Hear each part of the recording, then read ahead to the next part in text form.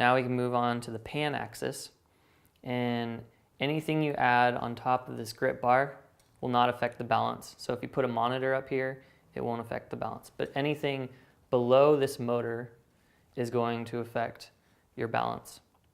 So make sure you have everything on there, like the battery, the camera, follow focus, or whatever you want. There are 2 steps for adjusting the pan axis as well. And to adjust the pan axis, you can see these 4 screws right here, which will allow you to slide this top boom back and forth and side to side. In order to understand adjusting the pan axis, you can think of the center of the motor right here as the center point for the whole gimbal. And the goal is to have everything perfectly balanced right under the center of the motor. So if you were to hold the gimbal up with one finger, right now it's already pretty well balanced. If the center of the motor were up here, you can tell it's too heavy in the back.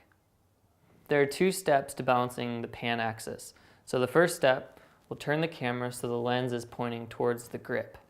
With it in this position, you can tilt the whole gimbal forwards, and you can see that it spins on you, and the camera lens is pointing up. So you know this is back heavy. The other way of testing this is just to put your finger underneath the motor and see where it sits. So we are back heavy. So to adjust that, you loosen these top screws here, and they're already pretty loose right now. And then now you can slide this top boom back and forth. So since it's back heavy, we want to slide this forwards. We'll test this now. So tilt it forward, and it's still back heavy. Slide it forward a little bit more, and test it again. So now it's not wanting to spin. We can also check the center of gravity here. So it looks like the forward and backward position is correct. And now you can also slide it left and right, as you can see there. So you want this to be perfectly vertical.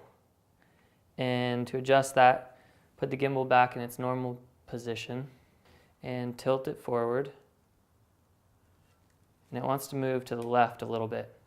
So since it's moving to the left, we'll push the whole gimbal over to the left just a little bit and test it again. Now when I tilt it forward, it holds that position. If the gimbal were to tilt to the right, so when I tilt it down like that, and say the lens were to come over to the right, then you want to pull the whole system over to the right a little bit until you find the place where you tilt it down and it just holds that position. So tighten these down fairly snug so you don't have any play or movement in this top boom.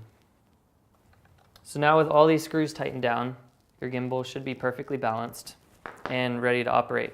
You can just turn the power switch on,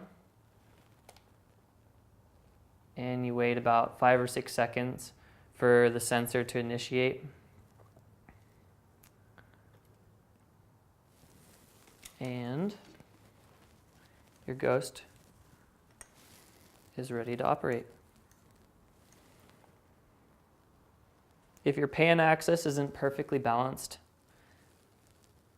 then you won't be able to get the full range out of the tilting up and down.